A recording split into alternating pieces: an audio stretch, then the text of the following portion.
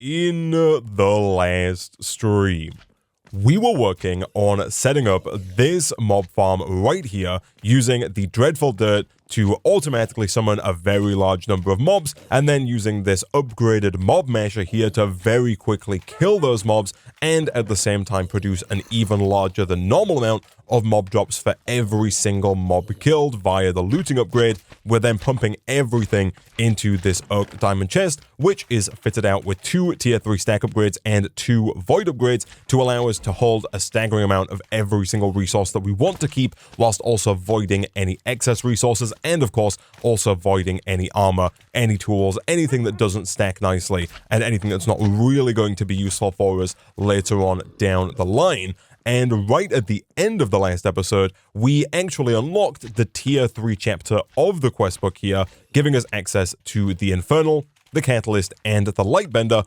all 3 of which we did meet right at the end of the last episode. Real quick here, we do have a Wandering Trader, and I have just noticed that we do have some ectoplasm in our mob farm, and I do remember this guy selling some delightful dirt in exchange for ectoplasm. I'm going to buy both of these. Never mind, I can only buy one set, so I'm going to buy one set of these. This is kind of the exact same as the Dreadful Dirt that we're using for this mob farm here, but it summons passive mobs as opposed to hostile mobs. Now, as you might be able to see here, there is currently a slight design flaw with our current mob farm, and that is that given the speed at which the fans are kind of blowing mobs into the glass, occasionally a block of slime is able to slip through the glass and will start attacking us. Thankfully, it should be fairly straightforward for us to rectify that. If we get some more tinted glass from the Mob Grinding Utilities mod, we should just be able to throw down a second layer of glass on the front here. We could probably do, I would imagine something like this would probably work. You probably don't need to fill the whole thing in, just because I imagine that's going to stop any slimes from cutting through. But just to make it look that little bit nicer, I think we'll go ahead and throw down enough to cover the front. It's not going to look great, but part of my plan for today's stream is going to be to expand out our base, and I do think that expanding out the base is going to involve moving this mob farm anyway, and so it's quite possible that when we move this and place it somewhere else, we can kind of offset it so that the tinted glass is once again flush with the floor. But before we do any of that, one of the first things that I would like to do in today's episode is I would like to start working on this section on the right-hand side here, the Lightbender. This one, much like the previous 2, I believe, is going to involve going to a vault. This vault is going to be the Maze Vault, and as a reward for completing the Maze Vault, we get these Fortron infused blocks, which we can then use to upgrade our world engine. The reason I want to do that is that that's going to give us access to some higher tier power generation options, and the main goal for today's episode is going to be to try and get a decent amount of power generation up and running, because up until now we have only been using the 2 simple coal generators, which are combined producing 120 FE per tick, which has been doing fine up until now, but isn't really going to be sustainable as we move forward, especially given that, as I mentioned earlier, one of the things I would like to do today is I would like to look at getting a builder from RF Tools. This is going to allow us to very easily expand out our base without having to spend like half an hour manually digging out a very large area for us to put all of our stuff into. But right away, what I'm going to do, I'm going to put all of this stuff away. We'll come back to the Delightful Dirt. The idea behind this, by the way, is that I think going forward, we're going to need a lot more chickens, and I'm hopeful that we can get those very easily using that Delightful Dirt. Speaking of chickens, I think what I might do real quick here is move our lava chicken over into the chicken trainer here so he can get some gains with that weight bench setup, and hopefully we can increase the amount of eggs that we get per cycle. I think that's going to be useful later on in the episode. So just like before, we can click the quest here to locate the maze. That is going to go ahead and give us a compass. This time around, we are 691 blocks away from where we need to be, and I've been told that this is not going to be a very hostile vault, so I don't think we need to worry too much about our current armor setup, although even if we did, I think our diamond armor should be more than good enough, and I think our diamond all-in-one tool should also be good enough. And so real quick, I'm going to grab some torches, and we're going to do the exact same thing that we've done multiple times before, and that is that we're going to dig until we get close enough to teleport to the Vault of the Lightbender using this compass. Real quick, I am going to try enchanting the Diamond Reinforced Impact Hammer here. We're very close to being able to get a level 60 enchant, and we do have a little bit of XP. In fact, we've got 500 buckets of XP stacked up inside of this jumbo tank here, and so we should very easily be able to get up to level 60, at which point we can have a go at the highest level of enchant in here. I'm hoping to get efficiency, and we did manage to get efficiency 6. That should allow us to dig our way through to this maze just that little bit faster. Also, in very bad news, the pack has updated, and in the newest version of the pack, FTB have disabled the /home command. For whatever reason, that no longer works, and so now we have to type /home and actually physically walk through the portal, which is fine, but it is going to take us just that little bit longer to get back and forth going forward. And now this is way faster. It's almost too fast. I actually can't quite run fast enough to take full use of how fast this hammer is now. And once again, once we are close enough, we should be able to shift right click with the compass, and that's going to take us to the Light Bender's vaults. Hit the button to toggle the force fields to progress through the maze. So I see there are some buttons. That button there is hidden behind a force field. I'm assuming as we get closer, there are probably... Oh, I can't break this, eh? I just have to kind of deal with the slimes. Pressing that button opens this one. Pressing this button opens this one. And I assume here that we kind of just need to make our way through the maze until we find the Fortron blocks. I don't know if there's like a center. It doesn't look like a particularly big maze, but I guess that really depends on whether or not there are multiple levels to it or not. And also kind of how far away any given door is from... Oh, those are interesting looking slimes. What I was going to say is how far away any given door is from any given button. I just need to press the button. Sirs, thank you. The button has been pressed. If you would now let me leave. It's a good thing that we've got the extra hearts, because these guys are actually dealing a decent amount of damage, but thankfully that's not a problem for us. We can just continue to move. So the trickiest part about this, especially if we're looping back, is just remembering where we've been and kind of figuring out what doors have been opened. I'm assuming that one's on because we've turned the light on. I'm assuming there's no downside to leaving the lights on all of the time. Okay, so this is Isaac of the future. I'm recording this after I finished the stream in which we did this. It took us a little bit of time on the stream to actually get through the entirety of the maze. Real quick here, I'm going to show you how to do the maze if you want to see how that's done. If you're playing along and you don't want the maze spoiled for you, I'll put a timestamp on the screen where you can skip ahead to not see how it's done. But essentially, you want to go forward, turn right. We've got a yellow button right here. That then unlocks the button that is right next to this slime spawner at the end. Turn the blue light on. Then we can go back around here and turn on this magenta light. That opens the door here for the orange light. Then, crucially, you have to go back and turn off the magenta light because we need to turn that orange light off in a second. Once you've done that, we're then going to go quite a long way around here. These should all be open, and you're going to follow it all the way around. We're going to go left just ahead here, and I believe it's a green button that we're going to press next. This one opens this force field. Then around the corner, we have the pink button. We can press that. Round again, we get back to the orange button, which we are going to turn off like that. And then now that is actually it. You're done. You go right round through to the right, and the end is here. It's really not difficult to do, but if you don't know how to do it, it can take a really long time and be a little bit infuriating. And there we go. 5 Fortron infused blocks, as well as a cognitive her, a raw soul stone, a green fertilizer, and then some ingots that we're probably not going to take. There's also a pedestal there with a replica block. I'm assuming I can't take that replica block. I totally can take that replica block. Okay, I will definitely take that. I'm also assuming I can't harvest these. No, I cannot. That's fine. So now we can do a quick /home, and if I am not mistaken, we should be able to head back through to spawn to go talk to the Lightbender to actually upgrade our world engine. Hello, my friend. Complete stage. Now that you've learned to refract and infuse light into matter, it's time to link your world engine directly to a quantum network. This will allow information to be transferred instantly, eliminating the need for tedious manual retrieval every time you wish to use its power. A quantum link connects your world engine with your applied energistic system via a pattern provider.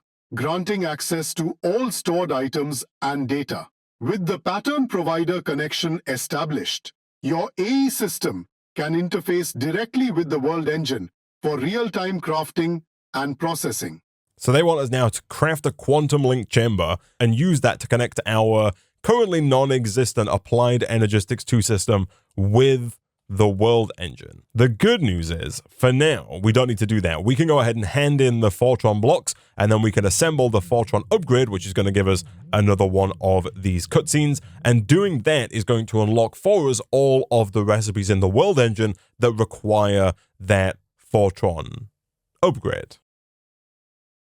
So, back at home, before we look at the power generation upgrade, I do want to get this RF Tools builder. This doesn't technically require the Fortron upgrade that we just made, but just to get a head start on this, to make the builder itself, we need a diamond stick, which is super easy, 2 sticks and a diamond. We need an aerial pearl that we're going to have to purchase from the Echo of the Wayfinder for 60 coins. And then finally, we need a machine frame that we're going to have to craft with 1 redstone dust, 2 lapis, and then 4 Invar. I don't think we currently have any Invar lying around, although we should of course be able to make some fairly easily once again over in our foundry here by combining up both nickel and iron. It's 2 iron to every 1 nickel, and so we're going to have to do 4 iron and 2 nickel. That's going to get us 6 Invar. We can pull 4 of those out in plate form, and then we can take all of that, of course, through to the world engine. And because of the fact that we are now wirelessly sending power to the ultimate energy cube next to the world engine, we should have more than enough power to immediately craft up the machine frame. Boom, boom, and boom. And there we go, we have our first RF Tools machine frame. And so now if we head on back to spawn, we should be able to buy the aerial pearl from the Echo of the Wayfinder, and that's going to be everything that we need to put together the RF Tools builder. We are after 1 aerial pearl purchase. We do have over 1,000 coins now, and so we are not at all short on funds. Back over at the world engine, boom, boom, and boom. That's everything to get the RF Tools builder, which, as the name suggests, by default does do building. However, if we get a shape card void here, we should be able to use this to specify an area, and then if we provide power to the RF Tools builder, the builder will then delete all of the blocks in that area, thus saving us from having to manually do all of that work. For example, let's go home.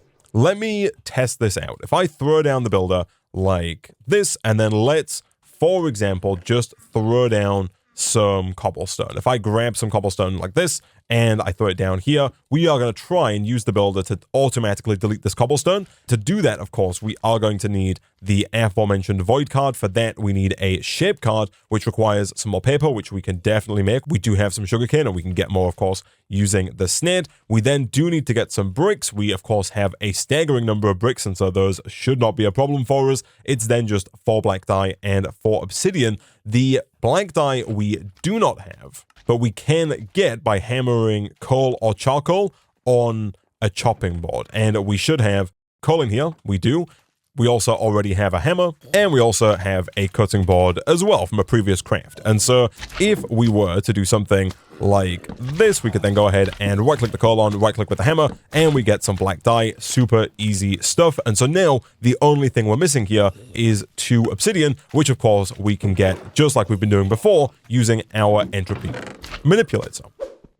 And once we have the extra 2 obsidian, that's everything for the void card. And so now over in here, what we can do is that you can click this button here to kind of visualize your area. The way that you specify an area is either by right-clicking on this card. In here, you can specify your dimensions. By default, it's set to 5 by 5 by 5, and it is set to solid, and it's set to box, which is what we want. There are a bunch of different shapes here that you can specify if you do want a different shape to your base. For us, for now, we're going to set that to 5 by 5 by 5. We're going to put that in. You can also click this little button here, and that brings up the same interface once you've already put the card in the machine. And then if we click here, that's going to show us an outline of that 5 by 5 by 5. And by default, that 5 by 5 by 5 is centered on the RF Tools builder itself. You can left click to clear these. You can also press the button here to clear them as well. What we want to do is we want to offset this so that it encapsulates this area.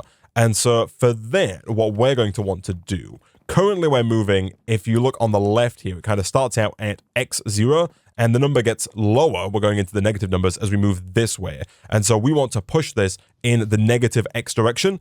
This is x, y, and z, by the way. So here, if we go -5 on the x direction, now if I go ahead and visualize this, you'll see we've managed to move this cube back by 5 blocks. Now that's too far because that's going to delete all of our other stuff. So what we'll do is we'll bring that back by, let's say, 2 blocks. So we'll go -3 instead of -5. Now, if we show that, it's no longer going to break any of our stuff here, and we have a area that is fully covering all of the cobblestone and isn't going to break anything we don't want to break, although it is going to break some of the floor, and so we actually want to push it up by 2 blocks. For that, we just put 2 in here. It would be -2 if you wanted to move it down, positive if you want to move it up. And so once again, if we visualize, we now have a 5 by 5 by 5 cube, which if powered should just delete the cobblestone that we've put down. Now, the easiest way for us to test this is going to be for us to get another one of these exporter routers, and just like we did last episode, I do this wrong every time. That's not how this works. We need another importer router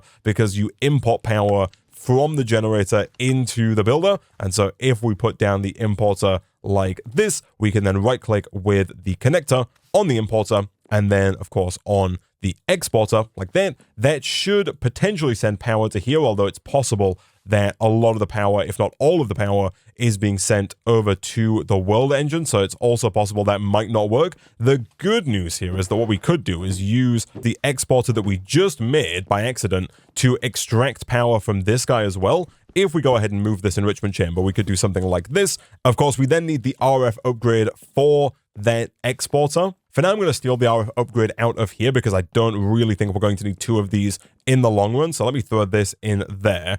And once that's connected up, we should see power going into here. We do. The final piece of the puzzle is simply to make a lever. I think any kind of redstone signal will do.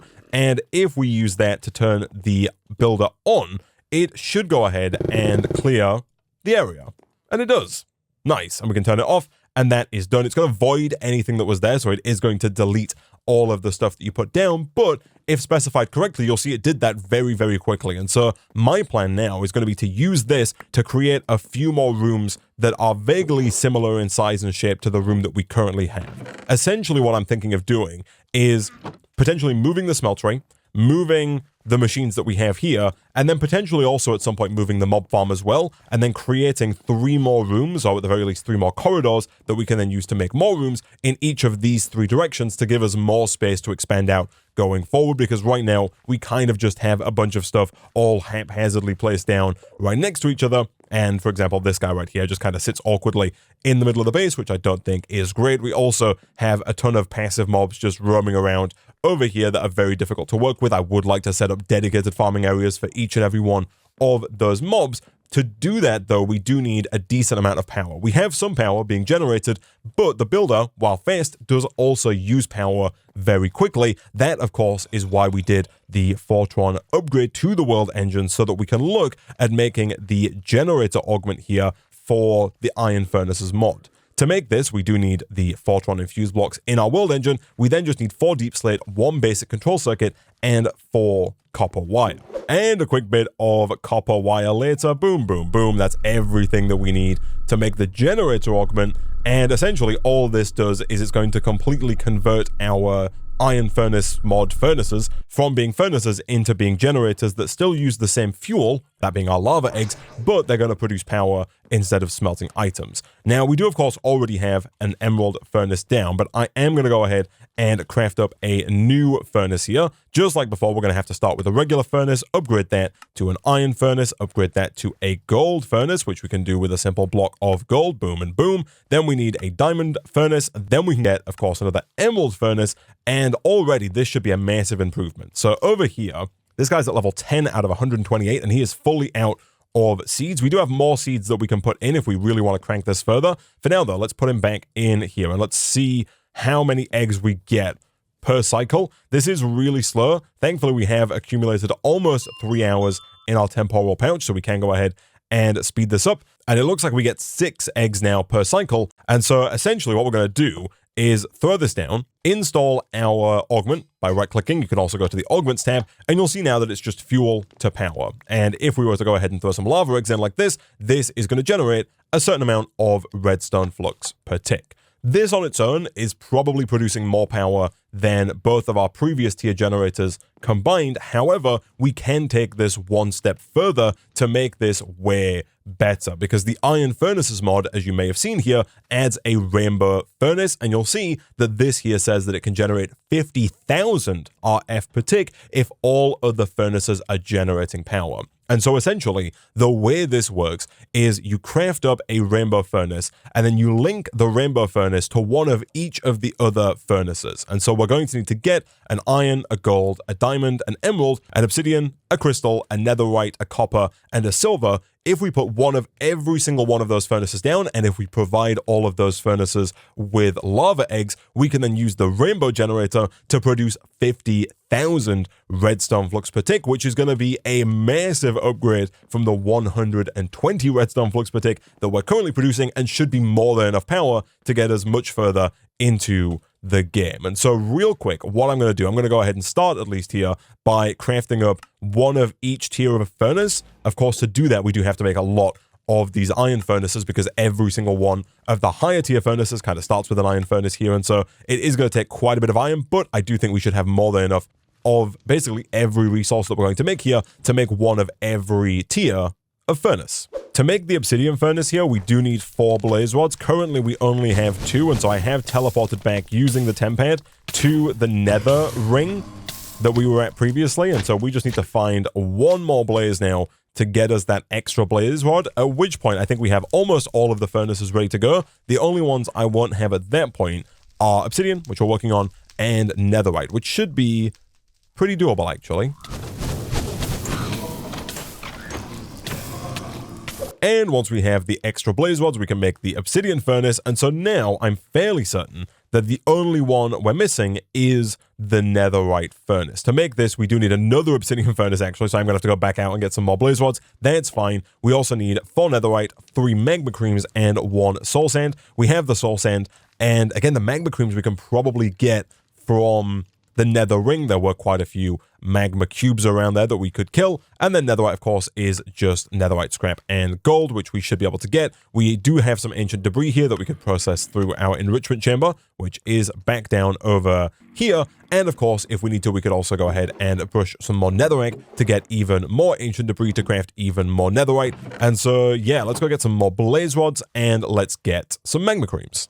Okay, so we've managed to acquire 12 blaze rods. We didn't manage to get any magma creams. However, it turns out you can melt down these magma blocks in the smeltery, and then with the molten magma cream, you can then just pull those out into the casting table to get individual magma creams. And so it should be very easy if we take out the plate cast here for us to just pull a bunch of the magma here into magma cream form, at which point we should then be able to craft up the remaining furnaces. I did temporarily throw all our furnaces into one of these chests here just to free up a bit of inventory space while we explored and fought our way through the nether area. We also now have 9 netherite as well, and so should be able to craft up the 1 missing furnace here. However, if we actually want to make the rainbow furnace, we're going to have to get 1 rainbow core and then 8 rainbow plating. The rainbow core here is made with red, orange, yellow, green, blue, purple, and magenta stained glass. Those should all be fairly straightforward,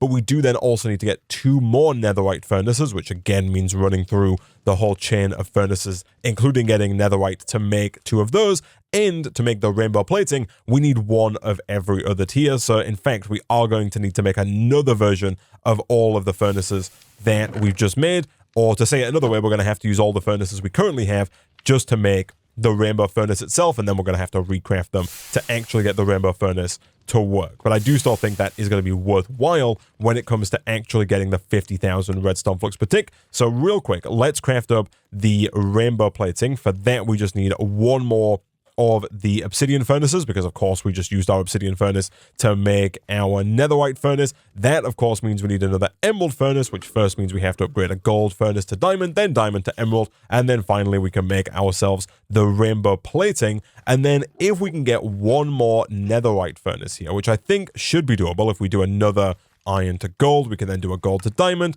a diamond to emerald, and an emerald to obsidian. That is going to require more obsidian. Again, we have the lava eggs and we have the entropy manipulator. That is not going to be a problem for us. The only thing that might be a problem for us is getting all of the stained glass, but I really don't think it should be that difficult. Glass we can of course get very easily by just smelting our sand in the emerald furnace. Red stained glass should be fairly straightforward. Red dye we might already have, but even if we don't, we can get by bone mealing some grass. And of course we have infinite bone meal now thanks to our mob farm. It would also appear that we have completely filled up this tank, because as you can see, the experience now is just sitting on the floor in that mob farm. We're actually producing maybe too much experience and could potentially do with looking at a way of deleting excess experience so we don't end up lagging things out with too much XP on the ground there. But yellow and red we can get from poppies and dandelions. Orange we can then of course make by combining yellow and red, so that's fairly straightforward. Green we can get by smelting cactus, which we of course have an infinite amount of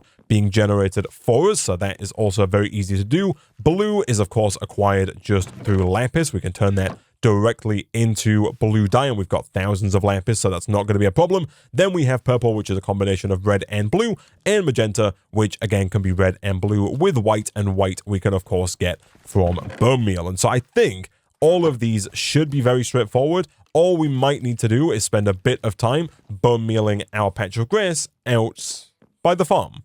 And not too long later, I do now believe that we have all of the dyes required to make all of the glass. So let's see if we can't make some red stained glass, as well as some orange stained glass, some yellow stained glass, some green stained glass, some purple stained glass. Requires purple dye, of course, which we can craft and then make into purple stained glass. From there, we can then make blue stained glass. And of course, finally, if we want magenta stained glass, we do need to make some magenta. Never mind, it turns out we have an allium here, which it turns out you can craft directly into a magenta dye, which is then, of course, magenta glass as well. We are running into a little bit of an inventory bottleneck here, but that's fine. We can dump some stuff into our chests. And so now that should be everything that we need to make our rainbow coal. We just need to make another netherite furnace.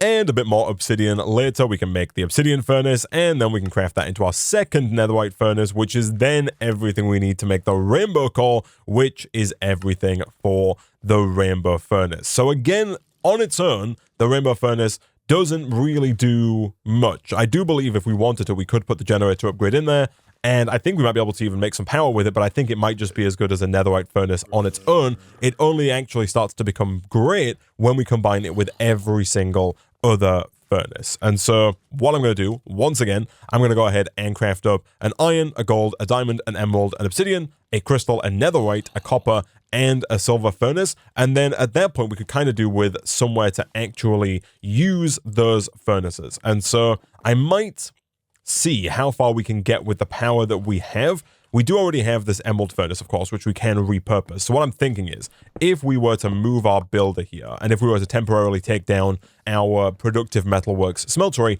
I'm wondering if we do have enough power, or if we can make enough power, especially using our temporal pouch to potentially accelerate the emerald furnace to allow us to clear out a nice big area for a new room that we can then place our rainbow furnace in. I have been continuing to feed our lava chicken here more of the tier 2 seeds, periodically taking them out and throwing them in like this. We're now currently up to level 18. Again, if we really wanted to, we could use our temporal pouch to accelerate this even further, because of course we do need to make sure that once we have all of these furnaces down, that we're producing enough lava eggs to run all of the furnaces and the rainbow furnace simultaneously. Alright, so I've decided we're going to have a little bit of a corridor between our rooms here. So what I've done is I've kind of built a bit of a 7 deep corridor, which of course is going to end up being much taller, but I've put this down at the end because we're then going to build our next room kind of right here. This is going to be the inside wall of that next room. Our room is currently 21 by 21. That's not including the walls. So what we're going to do is, actually I'm going to move this back by 1. I'm going to put it right here, and we're going to dig out a 23 by 23 in front of this. That is going to break these bits here, but that's fine because that's going to give us space to put in the large smooth stone tiles that we need to put in for the walls. So here we're going to go 23 by 23 like that. We're going to offset positively by, I think, like 12 blocks. Again, we can kind of test that by doing something like this. That is not correct. That is because we don't want to do this in the X direction, we want to offset in the Z direction, because we learned earlier that this is the X direction, which means that this is the Z direction. So I think this would be the positive Z direction. Yes, you can see here we have the number 13.9. As we move this way, it goes higher. That means that this is the positive direction. So let's go forward by 12. That's half of 23 rounded up. So we go to 12 there. And then now if we visualize that, that is perfectly in line. Now all we need to do is change the height as well, because currently it's set to a height of 5. And we want a height of 1, 2, 3, 4, 5, 6, 7. I'm going to do 8 because I also want to change the roof in here. So let's change this to 8 blocks tall. And then we want to offset that up by 4, which again is just half of 8. And if I'm not mistaken, that should now be perfect. That should harvest out everything we want, although actually I think 4 might not be correct. It might be 1 too high. So if we bring that down by 1, that is going to go ahead and break the floor as well, which we want to do because, of course, we want to put some dark oak planks down. Of course, that creates its own problem because now we need to change that to 9 if we're going to include the floor as well. That now should be correct. And so it should just be a case now of taking our furnace, placing that down over here like this and like this, making sure this guy has some fuel in it. We do have lava eggs, although again, our chicken is currently working on becoming a higher level, so I might just use some coal for the time being. And with that, if we go ahead and turn this on, I think there's a good chance we might end up deleting this mob farm here, although I don't really think there's anything over there that's particularly worth keeping, and so I'm fairly happy for us to just turn that on, at which point that is going to start deleting blocks very quickly. It's also going to start using up the power.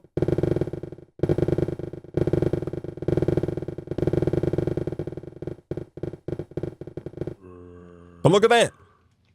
That is way quicker and way easier than us trying to do that by hand. We're also going to want to get some more feral flare lanterns to brighten this up so that mobs don't spawn in here naturally. Also, I think earlier in the pack, we got an artifact, specifically these kitty slippers, which I believe make us immune to creepers. Creepers in Minecraft, they don't like cats. We currently have our kitty slippers on, which are preventing those creepers from interacting with us. This is completely done. We can turn that off. And so now what I'm going to do, I'm going to go ahead and kind of fill in all of the walls, of course, with the large smooth stone tiles. I'm going to fill in the floor with these cornered dark oak planks. And we're going to use this room here, once it's lit up, to set up our rainbow furnace. A quick tip with the diamond stick here, or really any stick when you're building, normally you have to right click on the block that you're already building with. So for example, here I'm trying to put down large smooth stone tiles. And so previously what we've done is we've kind of put down smooth stone tiles like this. And then once they're down, you can then right click here with the 1 to put down more. But if you put the block that you want to put down in your offhand, you can then look at any block and use the block you're looking at as the kind of template for the block in your offhand. So here, right-clicking now, we'll go ahead and place down large smooth stone tiles wherever there is stone. And that does make it way faster to put down a large amount of a large smooth stone tile all at once. And a fair bit of furnace crafting later. We now have almost one of every furnace. I'm going to quickly craft up another obsidian furnace here, making sure to use the emerald furnace, not the crystal furnace. And then from there, we can go ahead and craft up another one of these netherite furnaces. So now we do have one of every single furnace that we can place down around our rainbow furnace. We did have to move the smeltery and reset up the smeltery to allow us to get more magma creams to be able to make that netherite furnace. But now we have 9 furnaces, and so I'm going to go ahead and put 3 of these down on each side of the rainbow furnace. So we're going to go 1, 2, 3, 4, 5, 6, 7, 8, 9. And the caveat here, or one of the caveats, is that we are going to have to get a generator augment for every single one of these, because we need to have all of these producing power all the time to have this produce the 50,000 RF per tick. And so real quick, I'm going to go ahead and make 9 more of these generator augments. Super easy for us to do. It's just going to be a case of getting 36 copper wire, 9 basic control circuits, and 36 deep slate, none of which should be too difficult. And there we have it. Not too long later, we've got 9 more generator augments. And so now if we head on back through our home portal, we should be able to upgrade all 9 of these to generators. And the idea now is that we need to provide each and every one of these with fuel. We're going to, of course, use the lava eggs that we're generating with our lava chicken. Over here, we have managed to get this guy up to level 31. Again, if we really wanted to, we could do something like this and use some of the 3.5 hours that we have saved up in our temporal pouch to accelerate this potentially all the way up to maybe like 32x to make that very quick. We do have quite a lot of seeds backed up, and so even if we do start to run out, we can pump even more levels in. Although I imagine that already we're probably producing a decent number of lava eggs. The idea here is that we're going to take those lava eggs and using the routers mod, we're going to distribute them between all of the furnaces. The only slight caveat, as is mentioned on the tooltip for the rainbow generator itself, is that the rainbow generator will only produce the 50,000 redstone flux per tick if all of the other generators are active and don't have a full buffer. So we need to make sure that these are actively producing power and that their internal buffer is not full. If any of these fill up, the center furnace will stop producing power. And so what we're probably going to want to do is look at getting an energy trash can, this guy right here, so that we can delete any excess energy that's made by these generators to allow this generator to produce the maximum amount of power that it can produce. What I think we're probably going to do is I think it's going to be in our best interest to go and take that ultimate energy cube from here. We could look at making another energy cube if we wanted to have another one next to this, but another thing that we have to bear in mind, and it does say it on the tooltip, is that the rainbow generator doesn't actually store any energy inside the internal buffer of the rainbow generator, so it's really easy to think that the rainbow generator isn't doing anything because it won't actually store any power in here, despite the fact that it looks like it can. Instead, it will only produce power if you have something next to it that can accept power and if that side is set to output. So in here, we're going to turn output on. We're going to put auto output on as well, like that. And so now once all of these have fuel, we should start to see this guy filling up with power, hopefully fairly quickly. Back over here, let's go take a look at our level 38 chicken. How many eggs do we get at a time here? We've got 187 to 207. So we get 20 eggs per cycle now. I think that should be pretty good because I think even in the highest tier furnace, that being the netherite furnace, I think this lava egg is still going to last a surprisingly long time. And so I think that getting 20 eggs per cycle for now should be more than enough. And of course, if we want to change that in the future, we can just put the chicken back into the chicken trainer and temporarily use the backlog of power that we have in our ultimate energy cube while we wait for that guy to level up. And so real quick, what I'm going to do now, I'm going to go ahead and make even more of these importers, place one of those on every single one of our furnaces, and then link all of those up to this exporter here using our connector to make sure that we can distribute these lava eggs to all of our furnaces. And not too long later, this is the last importer that we're connecting up to the exporter. There we go. We are running very low on eggs, and we actually might want to do a quick one of these just to allow us to quickly generate some more eggs, because we could, if we wanted to, look at putting a round robin upgrade into the router so that it divides the eggs neatly between all of the furnaces. But as I mentioned earlier, I think once we have all of these full, I think we're going to be producing the eggs more than fast enough to where we don't actually need to have the round robin upgrade in there. And so hopefully just by accelerating that, we should start to see all of these fill up, and I think we should be fine. And so what I am going to do now is I'm going to go ahead and see about getting that energy trash can that we mentioned earlier. Super straightforward, cobblestone, stone, and redstone. And then we're going to get some more universal cable to extract the power from all of our furnaces.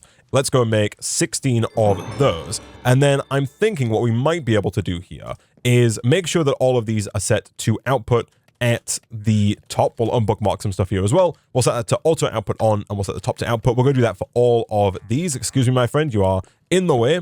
So if we do something like this, we're going to connect all of these up. And then I do want to try something here because I'm hoping that what we can do is kind of connect the energy cable to the ultimate energy cube like that, and then of course get rid of these misplaced cables. And then from there, I'm also hopeful that we can do something like this and kind of have the energy trash can a bit further out. My hope then is that here we can set the back of this to input, which it is by default. And I'm hoping that because this is closer, it's going to try and put the energy into the energy cube from all of these furnaces, and then it's going to put the excess energy into that trash can. Whether or not that's the case, we are about to find out. Let's set that to output, output, output, output, and then we'll of course do output.